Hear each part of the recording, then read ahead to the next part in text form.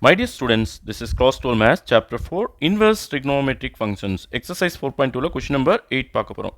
அதில் subdivision 1 நல்லா கவனிங்க. கொடுத்திருக்கிற question இதுதான்.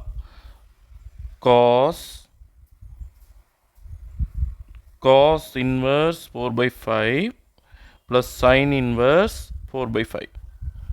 ஓகே, இப்போ நல்லா கவனிங்க. ஒரு ப்ராப்பர்ட்டி இருக்குது.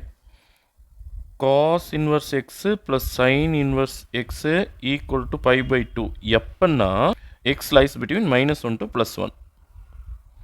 இப்போ இந்த வேல்யூ கவனிங்க, ப்ராப்பர் ஃப்ராக்ஷன் தானே. 4 by 5 is a proper fraction. இது 0 பாயிண்ட் சம்திங்னு ஆன்சர் வரப்போகுது. பாருங்கள், 4 உள்ளே போட்டு 5 வெளியே போட்டு டிவிஷன் பண்ணிங்கன்னா 0 பாயிண்ட், இங்கே 8 5 40, 0.8ன்றது இந்த இன்டர்வல்குள்ளே வருது இல்லையா. அப்போது தாராளமாக இந்த ப்ராப்பர்ட்டியை நான் யூஸ் பண்ணலாம். அப்போது cos of இந்த என்டையர் திங்குக்கு பதிலாக நான் என்ன போட போகிறேன், pi by 2. cos pi by 2 என்ன, 0. ஓகே, ஸோ ஃபஸ்ட்டு சப்டிவிஷனுக்கான ஆன்சர் வந்து 0. இந்த ப்ராப்பர்ட்டி தெரிஞ்சிருந்தால் இந்த சம்மை ரொம்ப ஈஸியாக நம்ம போட்டுடலாம். ஓகே, நான் செகண்ட் சப்டிவிஷன் போய்டுறேன். செகண்ட் சப்டிவிஷனில் கொஷின் வந்து cos inverse cos 4 pi by 3 plus cos inverse cos pi by 4. Okay, so இந்த கொஷினில் உள்ள இந்த கவனிங்க, இந்த ஆங்கிள் கவனிங்க, 4 pi by 3, அதாவது pi by 3 எவ்வளோ, 60, 4 6 24, 240 டிகிரி. 240 எந்த குவாட்ரண்ட்டில் வரும், இது பாருங்கள், 180யா, இது 270யா, அப்போது இந்த இடத்துல வரும் 240 டிகிரி, அதாவது தேர்டு குவாட்ரண்ட்டு. தேர்டு குவாட்ரண்ட்டில் வந்து காஸ் வந்து மைனஸ்ஸு. ஓகேவா, அப்போது இதை நான் தேர்டு குவாட்ரண்ட்டில் வர்ற மாதிரி அதை பிரித்து எழுத போகிறேன். Cos inverse cos pi plus 5 by 3ன்னு எழுதலாமா. பாருங்கள், இதே ஆன்சர் தான் வரும். கிராஸ் மல்டிப்ளை பண்ணி பார்த்துக்கோங்க. 3 pi ப்ளஸ் 5 4 pi by 3. ஓகேவா, சரி, ப்ராக்கெட் க்ளோஸ் பண்ணிடலாம். இது பாருங்கள், 5 pi by 4, pi by 4 எவ்வளோ, 45 டிகிரி. பாருங்கள், 5 5 25, 5 4 20, 20 + 2 22. So 225 degree also third quadrant தான். ஓகேவா, ஸோ இதுவும் தேர்டு குவாட்ரண்ட்டு தான். அப்போது காஸ் இன்வர்ஸ் இது எப்படி எழுத போகிறோன்னா பை ப்ளஸ் 5 by 4. பாருங்கள், இதை சிம்பிளிஃபை பண்ணுங்கள், இதே ஆன்சர் வந்துடும் உங்களுக்கு. ஓகேவா, இதே ஆன்சர் தான் வரும். பட் காஸோட வேல்யூ மைனஸ்ன்றதுனால காஸ் இன்வர்ஸ் அப்படியே வச்சுக்கோங்க. இங்கே ஒரு மைனஸ் சிம்பிள் போட்டுக்கோங்க, மைனஸ் காஸ் 5 by 3. ஓகே, அதே போல் இங்கே இதுவும் தேர்டு குவாட்ரண்ட் வந்ததுனால மைனஸ் காஸ் 5 by 4 அப்படின்னு எழுதிக்கலாம். ஓகேவா, காஸ் இன்வர்ஸ் காஸ் 5 by 3க்கான வேல்யூ என்ன, மைனஸ் 1 by 2. முன்னாடி மைனஸ் இருக்கிறதுனால நான் மைனஸ் போட்டுட்டேன். அதே போல் காஸ் இன்வர்ஸ் 5 by 4க்கான வேல்யூ என்ன, காஸ் மைனஸ் காஸ் 5 by 4 இல்லையா. ஸோ காஸ் 5 by 4ன்றது 45 degree. So minus 1 by √2. Okay,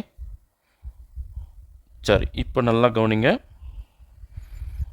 இங்கே வந்து மைனஸ்ஸு, அப்போது காஸ் இன்வர்ஸ் மைனஸ் 1 by 2. அப்போ என்ன வரணும், செகண்ட் குவாட்ரண்ட். அகெயின் இங்கே வாங்க, இப்போது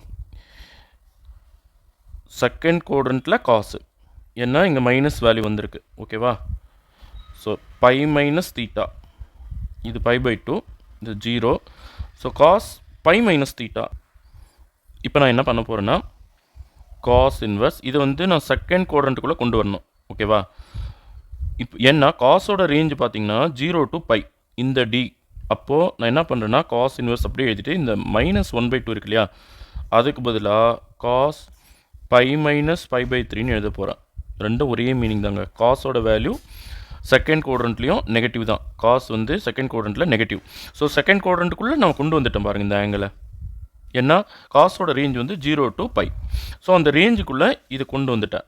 புரியுதுங்களா, plus cos inverse cos of இது எப்படி எழுதுவோம், மைனஸ் 1 by √2 இல்லையா. அப்போ காஸோட எந்த வேல்யூக்கு மைனஸ் 1 by √2 வரும்னா pi minus pi by 4. Okay, so இதையும் நான் செகண்ட் குவாட்ரண்ட்டுக்கு கொண்டு வந்துட்டேன். பாருங்கள், இந்த ரேஞ்சுக்குள்ளே வந்துச்சு பாருங்கள், 0 to பைக்குள்ளே வந்துச்சு. ஓகேவா, இப்போது காஸ் இன்வர்ஸ் அப்படியே இருக்கட்டும்.